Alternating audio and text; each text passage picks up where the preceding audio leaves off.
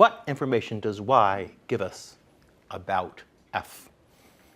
Well, how do we figure this out? Well, what we want to do is we want to figure out what is the probability of seeing a given y f of x.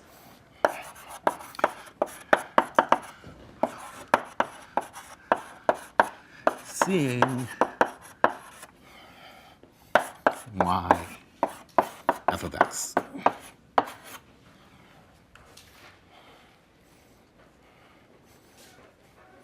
Well, let's think about this.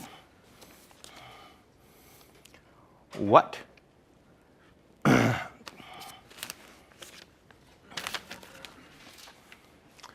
happens when we measure this? We have a whole bunch of different terms in the sum.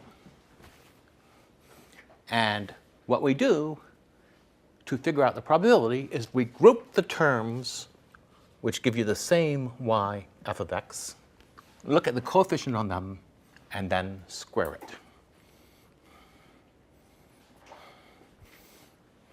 Good? I mean, this is the way quantum mechanics works. You expand this thing in, say, a basis, and then the probability of seeing a given basis element is the coefficient on it squared. So what's the probability of seeing y f of x? Well, f of x can come from two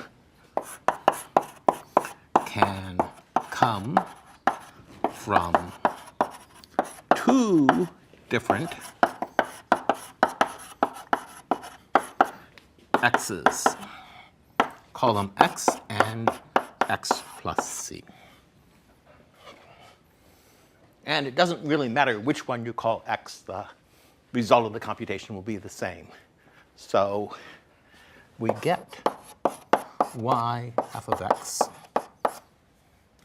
from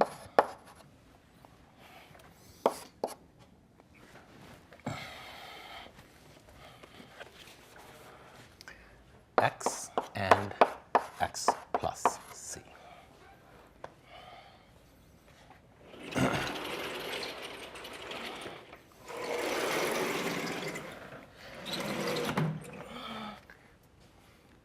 Would it be less confusing if I labeled this x0? I think it might be. So some f comes from two different x's, which we'll call x0, and x1, which equals x0 plus c.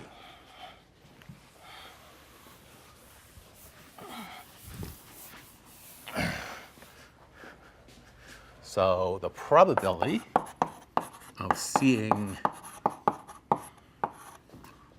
y f of x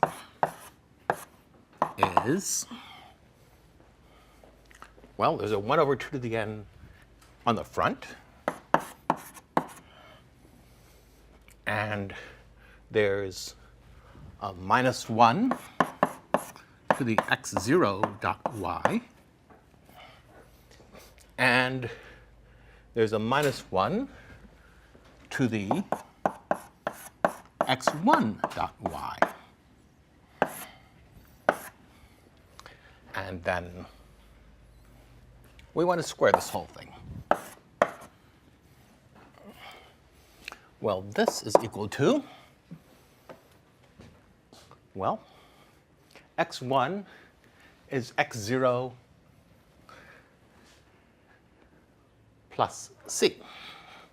So this is 1 over 2 to the n minus 1 to the x0 dot y times minus 1 to the x0 dot y plus c dot y, whole thing squared. And now we can factor out this x0 dot y because, no, it's in this term and it's in this term. And when you factor out well, either +1 or -1, and you square it, it turns into 1. So this is just 1 over 4 to the n, 1 plus -1, the c dot y squared.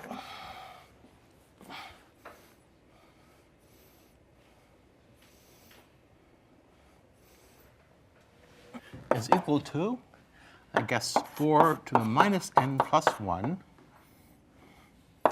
if, well, if c dot y is 1, or we're doing everything mod 2, so c dot y is either 0 or 1. If c dot y is 1, this is 1 minus 1 squared is 0, and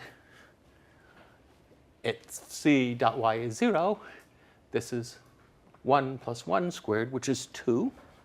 So it's 4 to the minus n dot 1, n plus 1, if y dot c equals 0, and 0 if y dot c equals 1.